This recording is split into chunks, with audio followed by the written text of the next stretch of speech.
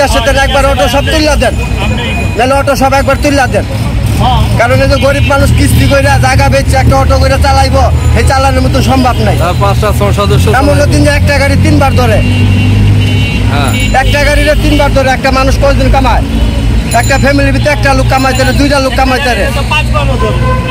যাত্রী নামাইতে আসছি 4 জনের গাড়ি ধরে লয়ে গেল। আমি এনে কিছু করতে পারতেছি না, করতে পারতেছি না। নগদ টাকা হাততাছি, নগদ টাকা নিব না, গাড়ির নগদ আনতে যাই না দিচ্ছে।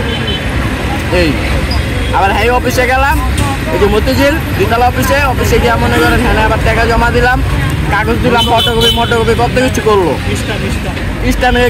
স্ট্যাম্প যে করলাম হ্যাঁ নিয়ে গেল আবার মনে করেন 280 টাকা।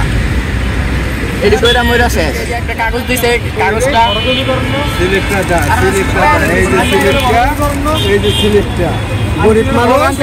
গরিব মানুষ কেমনে করে খাইব, সাধারণ লোক খাওয়ার মতন উপকার নাই।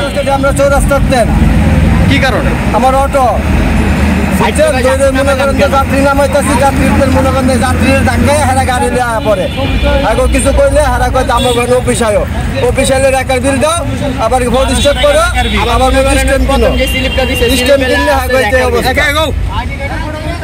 এই হলো দেশের অবস্থা। দেশের ভিতরে সাধারণ পাবলিক কিছুতে কইরা খাইব, এই অবস্থা নাই, এই অবস্থা নাই।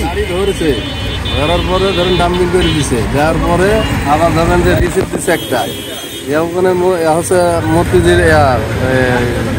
মতিঝিল এটাকে আবার ধরেন অফিসে টাকা দিতে হয়েছে 1200 টাকা দিয়ে ওখানে স্লিপ দিচ্ছে। দেওয়ার পরে এখানে নিয়ে আসার পরে আবার এখানে স্লিপ দিচ্ছে, নেওয়ার পরে আবার ধরেন যে গাড়ি দিচ্ছে। এই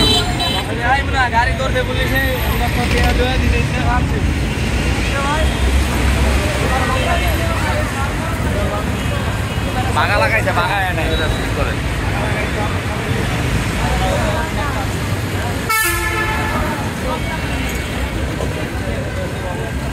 স্যার অনেক বছর পর গাড়িটা ছুড়াইলাম স্যার।